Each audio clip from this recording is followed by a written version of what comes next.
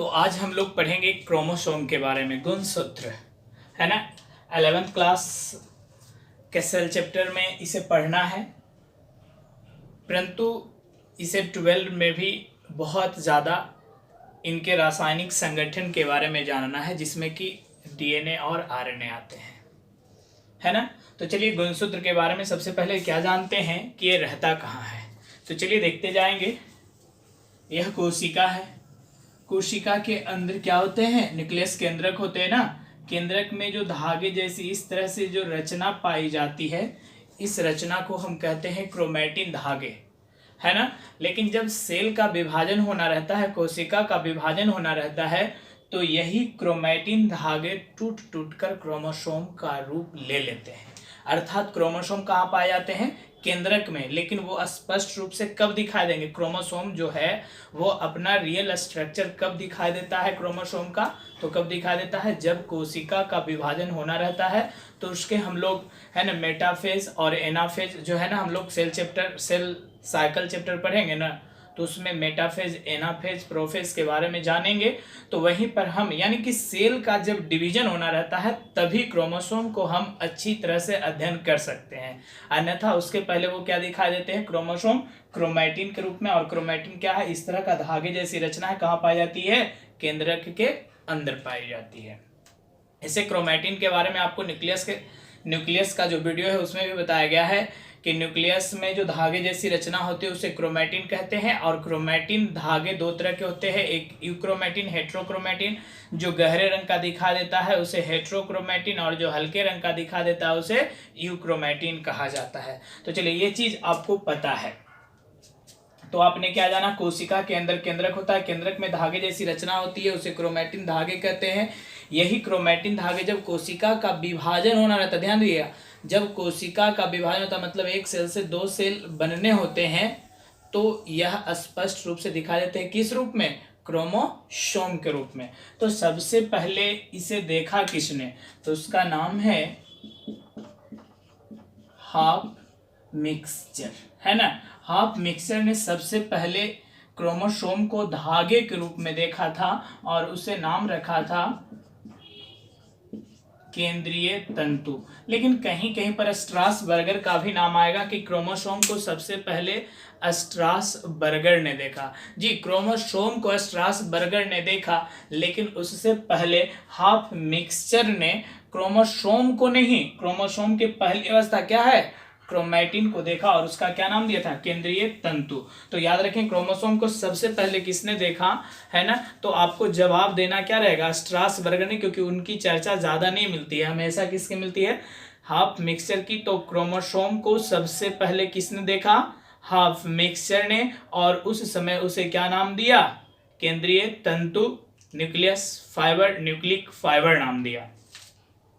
फिर जो है ये जो क्रोमोसोम है, इसकी जो नाम रखा है, यानी केंद्रीय तंतु है, फिर बाद में क्रोमोसोम, इसका नामांकन हो गया, है ना।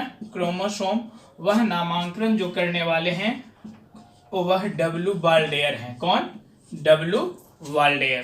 तो क्रोमोसोम को सबसे पहले किसने देखा? बोलिए। हाफ मिक्सचर ने। क्या नाम दिया था?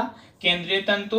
तो क्रोमोसोम का नामांकन, यानी नाम, जैसे माइटोकॉन्ड्रिया पढ़े थे ना कि माइटोकॉन्ड्रिया का खोज रिचार्ड अल्टमान और कलिकर ने किया था, लेकिन नामांकन सीबेंडा ने किया था, है ना। तो रिचार्ड अल्टमान और कलिकर ने माइटोकॉन्ड्रिया को बायोब्लास्ट नाम दिया था। उसी तरह से हाफ मिक्सचर ने क्रोमोसोम को क्या नाम दिया? केंद्रीय तंतु, केंद्रक में पाए जाने वाले धागे जैसी रचना। तो नाम क्रोमोसोम किसने रखा? डब्ल्यू वाल्डेयर ने। तथा एक और वैज्ञानिक आप नाम याद रखेंगे, वॉन वेंडेन, है ना। वॉन वेंडेन ने बताए थे कि एक समान जाति के सभी जीवों में, जैसे मानव एक जाति है ना, उसी तरह से चूहा बोलिए, बिल्ली बोलिए, खरगोश बोलिए, कुत्ता बोलिए, घोड़ा बोलिए, कबूतर बोलिए, ये सब एक अलग अलग जाति हैं। तो एक समान जाति के जीवों में क्रोमोसोम की संख्या बराबर होती है। स्टेटमेंट है, याद रखेंगे। एक समान जाति के सभी जीवों में क्रोमोसोम की संख्या बराबर होती है। यह बात किसने बताया थे? वॉन वेंडेन। इसका मतलब क्या हुआ सर? जैसे अगर आप मानव बोलते हो तो मानव में कुल क्रोमोसोम की संख्या 46 होती है। आप कोई भी मानव की बात कर लो, तो यानी कि कहीं भी मानव हो, कितना छोटा बड़ा क्यों ना हो, सभी मानव में क्रोमोसोम की संख्या बराबर होती है। यानी मानव एक जाति है और एक समान जाति के जीवों में क्रोमोसोम की संख्या हमेशा बराबर होती है, यानी एक जैसी होती है। जैसे मानव कितना 46, मेल हो फीमेल हो, बच्चा हो बूढ़ा हो कोई भी हो, सब में कितने होते हैं 46। तो इस बात की जानकारी सबसे पहले किसने दिए, वॉन वेंडर ने दिए। उस तरह से अगर हम लोग बात करें है ना कबूतर की, है ना, तो कबूतर में जो होता है वो 80 होता है। कितने 80 होते हैं। इसका मतलब कि कोई भी कबूतर उसमें क्रोमोसोम की संख्या कितनी होगी 80 होगी। ठीक है। उसी तरह से अगर आप लोग कुत्ते की बात करते हैं, कुत्ता की, तो उसमें क्रोमोसोम की संख्या 78 होती है कि नहीं। तो अर्थात कोई भी डॉग है उसमें नंबर ऑफ क्रोमोसोम कितने हो जाएंगे 78। तो एक समान जाति है उसमें क्रोमोसोम की संख्या हमेशा क्या होती है बराबर होती है। इस बात की पुष्टि किसने किया, वॉन वेंडर ने। अभी तक आपने क्या जाना, क्रोमोसोम को सबसे पहले किसने देखा, हाफनिक्सर ने। क्या नाम दिया उसे, केंद्रीय तंतु। कैसे सर, केंद्रक में था इसलिए केंद्रीय, तंतु मतलब धागे जैसी रचना था इसलिए फाइबर, है ना। उसका नाम क्रोमोसोम किसने रखा, तो डब्ल्यू बाल्डेयर ने। एंड वॉन वेंडर ने क्या बताया कि एक समान जाति के सभी जीवों में क्रोमोसोम की संख्या बराबर होती है। इसका मतलब अगर मानव है तो उसमें 46। ऐसे आपको 12 में पढ़ना है ना, Turner syndromes, Down syndromes, Klinefelter syndromes, उसमें पढ़ेंगे क्रोमोसोम 45 और 47 होते हैं। ठीक है। लेकिन ऐसे आपसे बोला जाए कि एक समान मानव में क्रोमोसोम की संख्या, तो कोई भी मानव हो कितने होंगे 46 होंगे। तो इस बात की पुष्टि किसने की, सबसे पहले वॉन वेंडर ने की। अब समझिएगा कुल क्रोमोसोम, है ना, एक चीज जो भी बता रहे फिर से बोले 12 में आपके आएंगे। कुल क्रोमोसोम किसी जीव की कोशिका में उपस्थित कुल क्रोमोसोम की संख्या को डिप्लॉइड, द्विगुणित, या संकेत में बोलिए 2n, नहीं भूलना है आपको क्योंकि ये चीज 12 में भी आएगा। जीवों की कोशिका में उपस्थित कुल क्रोमोसोम को क्या कहा जाता है, तो डिप्लॉइड बोलिए, द्विगुणित हिंदी में, सांकेतिक रूप से क्या बोलेंगे 2n बोलेंगे, है ना। अब जैसे बोला गया कि मानव में कुल क्रोमोसोम की संख्या तो 46, ठीक है, तो आप 46 को 2n लिखेंगे, याद रखेंगे। लेकिन जब इनके युग्मक बनेंगे, सर युग्मक जो आप 10 क्लास में पढ़े हो कि मनुष्य के या जंतुओं के केस में नर युग्मक जो होता है वो शुक्राणु स्पर्म होते हैं और मादा युग्मक अंडाणु ओवम होते हैं। तो उसमें क्रोमोसोम की संख्या यानी कि कुल क्रोमोसोम क्या है 2n, डिप्लॉइड इसे बोल रहे हैं। लेकिन जब क्या बनेंगे, युग्मक बनेंगे, गैमेट्स बनेंगे, है ना, तो गैमेट्स बनेंगे तो गुणसूत्र की संख्या सीधे आधी हो जाएंगी। तो आधी का मतलब 46 है तो कितना हो जाएगा जी 23 हो जाएंगे। और ये 2n है तो 2n से क्या हो जाएगा आधी मतलब n, तो इसे हम कहते हैं हेप्लॉइड, अगुणित या अर्धगुणित बोलिए, है ना, और सांकेतिक रूप से n। तो अभी तक आपने क्या जाना, किसी जीव की कोशिका में उपस्थित कुल क्रोमोसोम को द्विगुणित या डिप्लॉइड 2n कहते हैं।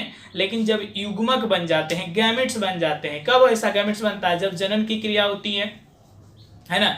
तो जनन की क्रिया के लिए जो जनन कोशिका है वो जनन कोशिका शुक्राणु और अंडाणु है, एनिमल्स मैन के केस में, है कि नहीं। लेकिन यही प्लांट में चले जाएंगे आप लोग तो प्लांट में मेल गैमेट्स जो आपको मिलने वाले हैं, नर युग्मक वो परागकण पोलन ग्रैंड मिलेंगे और फीमेल गैमेट जो मिलेंगे वो ओव्यूल बीजांड मिलेंगे। तो वो सभी युग्मक है कौन, परागकण, बीजांड, बोलिए आगे, शुक्राणु, अंडाणु, तो ये सभी युग्मक हैं। और युग्मक में गुणसूत्र की संख्या आधी हो जाती है, क्यों, क्योंकि इसका निर्माण अर्धसूत्री विभाजन से होता है। अर्धसूत्री, अर्ध का मतलब आधा, सूत्र का मतलब गुणसूत्र, तो आधी गुणसूत्र की संख्या हो जाती है जिसे हम क्या कहते हैं हेप्लॉइड, अगुणित या n।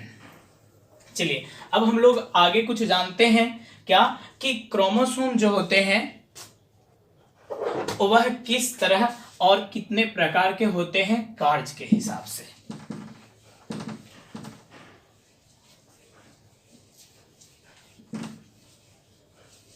तो देखिए, है ना, अभी आपको क्या बताया, कुल क्रोमोसोम की संख्या 46 होती है, ह्यूमन में बोल रहे हैं, और कुल क्रोमोसोम को क्या बोलते हैं डिप्लॉइड 2n। तो ये जो बता रहे हैं आपको सभी में सोचना है, सभी एनिमल में, ठीक है। तो देखिएगा ये जो 46 होते हैं ये दो प्रकार के होते हैं। एक होते हैं ऑटोसोम अलिंग गुणसूत्र, तो दूसरा होता है सेक्स क्रोमोसोम लिंग गुणसूत्र, है ना। क्रोमोसोम जो 46 है ह्यूमन सेल में, मानव कोशिका में, वो दो प्रकार के हैं, ऑटोसोम अलिंग गुणसूत्र और सेक्स क्रोमोसोम लिंग गुणसूत्र। तो ये जो ऑटोसोम होते हैं, मानव में बोल रहे हैं, ये मानव की बात है, ठीक है।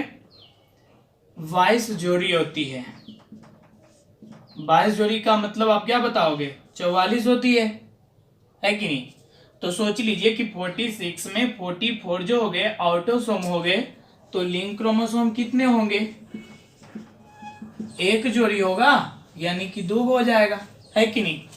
अब ये जो ऑटोसोम होते हैं, इसका काम होता है शरीर की रचनाओं का निर्माण करना, यानी हम लोगों का ये जो बॉडी का स्ट्रक्चर है, शरीर की जो संगठन है, शरीर की जो रचना है, ये रचना ऑटोसोम के कारण होती है। यानी हर व्यक्ति का अपना अपना शारीरिक संगठन होता है, वो शारीरिक संगठन किसके कारण? ऑटोसोम। ऑटोसोम की संख्या कितनी? मनुष्य में 44 या पेयर में 22 जोड़ी, है ना। सेक्स क्रोमोसोम कितनी जोड़ी है?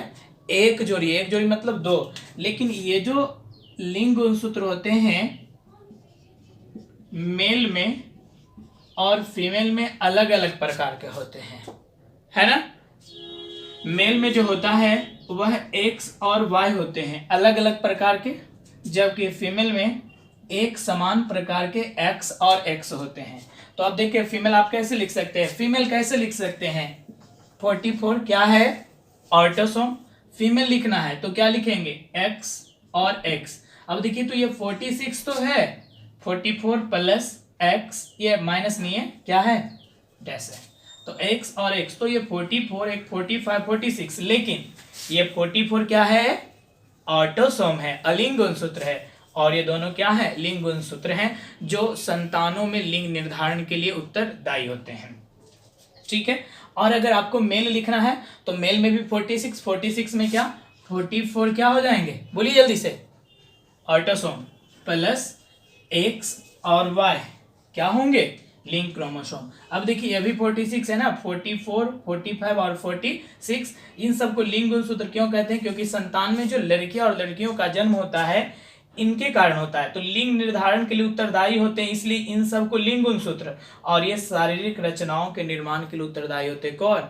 ऑटोसोम, है ना। बात लेकिन कभी कभी आपके मन में कंफ्यूजन आएगा, है ना, कि अब ध्यान से देखो तो 44 plus X Y, 44 plus X X यहाँ है, 44 प्लस एक्स वाई, यहाँ से आप देखिए तो बिल्कुल सेम है ना, बस एक चेंज हो जाता है। लास्ट का एक्स अगर है तो वो लड़की है, फीमेल है, स्त्री है, और लास्ट का वाई है तो वो लड़का है, मेल है, पुरुष है कि नहीं।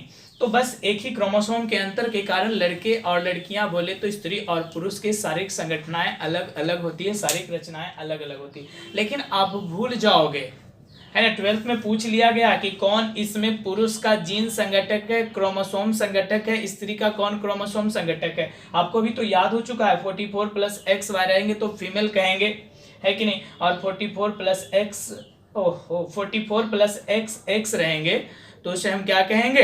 बोलिए, फीमेल। 44 प्लस एक्स वाई रहेगा तो उसे क्या कहेंगे? मेल कहेंगे, पुरुष कहेंगे। लेकिन बाद में कंफ्यूजन हो जाता है कि एक्स एक्स फीमेल स्त्री होती है या एक्स वाई। कोई बात नहीं, आपको याद है ना कि पुरुष मतलब कोई लड़का ही होगा ना जी, तो लड़का को क्या लिखते हैं? वाई, BOY, यानी वाई जो रहेगा, पुरुष जो रहेंगे, मेल रहेंगे, उसके लास्ट में क्या आ जाएंगे? वाई आ जाएंगे। देखिए तो कहाँ लास्ट में वाई है? ये तो ये क्या है? मेल, और ये क्या है? फीमेल है, ठीक है। तो कभी भी कंफ्यूज नहीं होइएगा। कैसे? कि जब भी हमें कंफ्यूजन होगा मेल फीमेल में तो जल्दी से ढूंढेंगे कि मेल को हम कैसे जानते हैं। मेल का जो है वह वाई होता है, वाई का स्पेलिंग लास्ट में वाई आता है, तो जिसके पीछे वाई होगा वह वाई मतलब मेल होगा। तो वाई कहाँ है? लास्ट में, यहाँ, तो यह क्या है? मेल, और यह क्या हो गई? फीमेल। चलिए रिपीट करें, मानव में कुल क्रोमोसोम की संख्या 46, 2 प्रकार के ऑटोसोम, सेक्स क्रोमोसोम। ऑटोसोम की संख्या 22 जोड़ी, 44। सेक्स क्रोमोसोम की संख्या 1 जोड़ी मतलब 2। वो कितने प्रकार के? 2 प्रकार के होंगे। मेल में एक्स और वाई होते हैं, यानी इसको हेट्रोटाइप बोल सकते हैं, अलग अलग है तो। और फीमेल में एक समान प्रकार के एक्स एक्स, इसलिए होमोटाइप भी बोलते हैं। इस तरह से हम लोग फीमेल को लिख सकते हैं, स्त्री को लिख सकते हैं 44 प्लस एक्स एक्स, इसका मतलब हो गया 44, 45 और एक 46। पुरुष को लिख सकते हैं 44 प्लस एक्स वाई, है ना, तो 44, 45, 46। लेकिन कंफ्यूजन कभी आपके मन में आ जाता है कि एक्स एक्स लड़का या एक्स वाई लड़का, इस तरह से कुछ भी, तो कोई कंफ्यूजन आएगा ही नहीं। B O Y, Y means लड़का, लड़का मतलब पुरुष मेल, तो जिसके पीछे वाई वह बॉय है कि नहीं, जिसके पीछे वाई है वह बॉय है, इसलिए कभी कंफ्यूजन नहीं हुआ, क्योंकि ये दोनों क्वेश्चन आपके 12 में पूछे गए हैं कि कौन स्त्री का गुणसूत्रीय संगठन है तो कौन पुरुष का गुणसूत्रीय संगठन है। तो स्त्री का क्या होगा 44 प्लस एक्स एक्स, और पुरुष का क्या होगा 44 प्लस एक्स वाई। अब हमें सीखना है कि ये क्रोमोसोम जो होते हैं वह बने किसके होते हैं, है ना, क्रोमोसोम बने किसके होते हैं।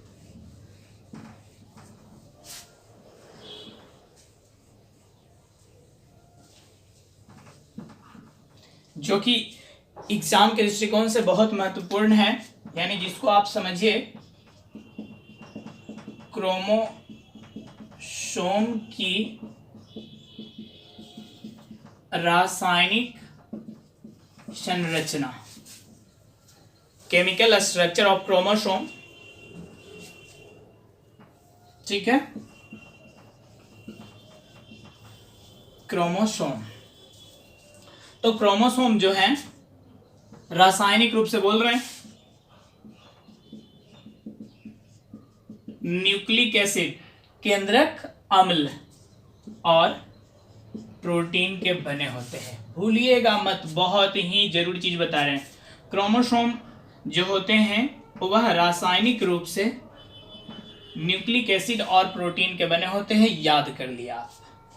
लेकिन हम जानते हैं कि न्यूक्लिक एसिड 2 प्रकार के होते हैं, है कि नहीं, और ये जो प्रोटीन ऐसा होता है वो क्षारीय होते हैं, और इधर क्या एसिडिक है। तो न्यूक्लिक एसिड 2 प्रकार के होते हैं, जल्दी बोलिए, पढ़े हैं ना, न्यूक्लिक एसिड का वीडियो नहीं देखे तो देखेंगे। कौन कौन?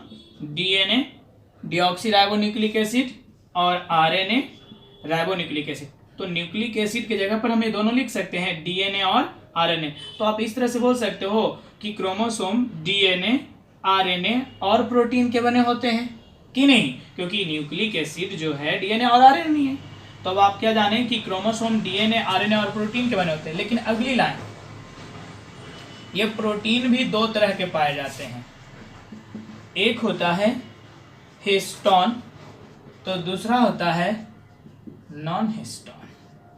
अब तो आप ऐसे बता सकते हो, कैसे, कि क्रोमोसोम डीएनए आरएनए हिस्टोन और नॉन हिस्टोन प्रोटीन के बने होते हैं। अब तो आपका क्रोमोसोम किसका बना होता है, तो पहला आपका आंसर हो जाएगा इस तरह से, न्यूक्लिक एसिड और प्रोटीन, सही है यहां से। दूसरी लाइन, न्यूक्लिक एसिड के जगह पर आप डीएनए प्लस आरएनए और प्रोटीन लिख सकते हैं ना, डीएनए आरएनए और प्रोटीन। तीसरी लाइन क्या बोलेंगे आप, डीएनए आरएनए प्लस प्रोटीन की जगह पर कौन आ गया, हिस्टोन, और कौन आ गया, नॉन हिस्टोन, है कि नहीं। अब मान लीजिए कि सर इतने सा आंसर है, हमें याद कैसे करना है, तो याद करिए, इसमें सबसे आपका जो परफेक्ट आंसर मिल सकता है वह हो सकता है न्यूक्लिक एसिड और प्रोटीन। वो कैसे आपको बता रहे हैं। न्यूक्लिक एसिड की मात्रा क्रोमोसोम में 40% होती है, कितनी, 40। और प्रोटीन की मात्रा आप अपने से समझ लो कि जब आप इसको 100% मान लेंगे तो ये कितना है 40%, तो प्रोटीन कितना हो जाएगा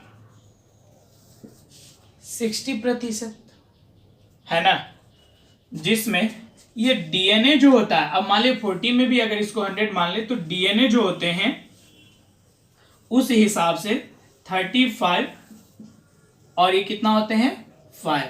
अब बताइए कि डीएनए और आरएनए में से किसी एक का चुनाव करना हो तो आप किसे चुनाव करोगे? डीएनए का चुनाव करेंगे, है कि नहीं? तो अभी तक आपने जाना, उसको सीखेंगे। क्रोमोसोम जो होते हैं, है ना, क्रोमोसोम वह रासायनिक रूप से न्यूक्लिक एसिड और प्रोटीन के बने होते हैं। न्यूक्लिक एसिड दो प्रकार के हैं, कौन? डीएनए और आरएनए। प्रोटीन भी दो है, हिस्टोन और नॉन हिस्टोन है। इस तरह से आप ऐसे बोल सकते हैं कि क्रोमोसोम न्यूक्लिक एसिड और प्रोटीन के बने होते हैं। न्यूक्लिक एसिड के स्थान पे कौन आ गया? बोलिए, डीएनए। तो इस तरह से बोल सकते हैं क्रोमोसोम डीएनए, आरएनए और प्रोटीन के बने होते हैं। नेक्स्ट, डीएनए, आरएनए और प्रोटीन के जगह पर कौन आ गया? हिस्टोन और नॉन हिस्टोन। तो इस तरह से बोल सकते हैं कि क्रोमोसोम डीएनए, आरएनए, हिस्टोन और नॉन हिस्टोन के बने होते हैं। लेकिन आपको एक क्वेश्चन बताते हैं। क्वेश्चन आएगा कि क्रोमोसोम रासायनिक रूप से किसके बने होते हैं? तो एक तो बहुत जो परफेक्ट आंसर बनेगा हमेशा के लिए वो यह बनेगा, कौन? न्यूक्लिक एसिड और प्रोटीन ही बनेंगे, है ना। क्योंकि ये सबसे अच्छा, क्योंकि न्यूक्लिक एसिड बोल देते तो डीएनए आरएनए दोनों आ जाता, प्रोटीन बोलते तो हिस्टोन और नॉन हिस्टोन दोनों आ जाता है। इसलिए इसका सही आंसर क्या हो जाएगा? न्यूक्लिक एसिड और प्रोटीन। लेकिन एक क्वेश्चन आपको जो मिलने वाले हैं वो देखिए, इस तरह का क्वेश्चन याद रखिएगा कि रासायनिक रूप से क्रोमोसोम किसके बने होते हैं। हम 4 ऑप्शन लिख देते हैं। एक आपका आएगा डीएनए, आरएनए, दूसरा आ जाएगा आरएनए, प्रोटीन, तीसरा आपका ऑप्शन आ जाएगा डीएनए, प्रोटीन, और चौथा ऑप्शन आपका मान लीजिए आ जाता है आरएनए और हिस्टोन प्लस नॉन हिस्टोन। अब ऐसे में सही आंसर आपका क्या बनेगा? जरा सा सोचिएगा। हम अभी बताया प्रोटीन की जो वैल्यू होती है ना, प्रोटीन की जो वैल्यू होती है वो 60% आपको बताया ना। तो जहां जहां प्रोटीन है वहां आप 60 लिख लेंगे, समझने के लिए बता रहे हैं। ये दोनों भी तो प्रोटीन ही ना है जी, तो ये भी 60 है। इसका 5 बताए थे, 5। डीएनए का कितना बताए थे? 35। ये कितना है? 5। ये कितना है?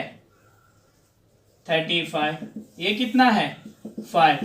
अब जरा सा सोचिए कि हमें 100 के नजदीक जाना है तो कौन सा ऑप्शन सही मैच करेगा। तो जब फिर इसको मिलाते हैं हम लोग तो 40 आ रहा है, इसको करते हैं तो कितना 65 आ रहा है, इसको करते हैं तो कितना 95 आ रहा है, और इसको कर रहे तो कितना आ रहा है 65। अब जल्दी से बताइए कि सही आंसर आपका क्या होना चाहिए। तो सही आंसर क्या होगा? DNA, protein. दो चीजें नहीं भूलना। सबसे पहला क्रोमोसोम किसके बने होते तो फटाक से आंसर देंगे न्यूक्लिक एसिड और प्रोटीन। लेकिन न्यूक्लिक एसिड में डीएनए और आरएनए, मुख्य रूप से कौन? डीएनए। तो इस तरह से दो आंसर आपका हो गया। क्रोमोसोम किसके बने होते हैं तो सबसे पहला आंसर न्यूक्लिक एसिड और प्रोटीन, दूसरा आंसर डीएनए और प्रोटीन, तीसरा इसका आंसर जब बनाएंगे तो DNA, RNA, histone, non histone, जो कि ऑप्शन में नहीं रहता। ऑप्शन में 2 ही तरह के रहते हैं। क्रोमोसोम किसके बने होते हैं तो ऑप्शन में रहेगा न्यूक्लिक एसिड, प्रोटीन, जो बना लेना है, या फिर ऐसा नहीं रहेगा तो डीएनए और प्रोटीन ये बना लेना है। ठीक है, तो आज क्रोमोसोम के बारे में इतना ही पढ़ेंगे। कल क्रोमोसोम का दूसरा पार्ट बनाएंगे जिसमें क्रोमोसोम की संरचना के बारे में पढ़ेंगे। आज जो पढ़े उसको एक बार जल्दी से रिपीट कर ले। क्रोमोसोम कहाँ पाए जाते हैं? केंद्रक के अंदर। किस रूप में? धागे जैसी रचना में। लेकिन हम उसे क्रोमोसोम का आकार कहाँ देख पाएंगे? जब कोशिका का विभाजन होगा तब। तो सबसे पहले क्रोमोसोम को देखा किसने? हाफ मिक्सर ने। क्या नाम दिया था उसे? केंद्रीय तंतु। केंद्रीय तंतु क्यों सर? केंद्र में था इसलिए केंद्रीय, और धागा जैसा था इसलिए तंतु या फाइबर हो गया केंद्रीय तंतु। लेकिन उसका नाम क्रोमोसोम किसने दिया? तो नाम क्रोमोसोम किसने दिया था? डब्ल्यू बाल्डेयर ने। फिर वॉन बेंडर ने क्या बताया कि एक समान जाति के सभी जीवों में गुणसूत्र की संख्या बराबर होती है। जैसे कोई भी मानव हो, सब में कितने होंगे? 46 ही होंगे। तो ये बातें किसने बताई थी? वॉन बेंडर ने बताई थी। आपने क्या जाना कि कार्ड के हिसाब से जो क्रोमोसोम होते हैं बॉडी में वह 2 प्रकार के होते हैं, एक ऑटोसोम तो दूसरा सेक्स क्रोमोसोम, है कि नहीं? ऑटोसोम और सेक्स क्रोमोसोम।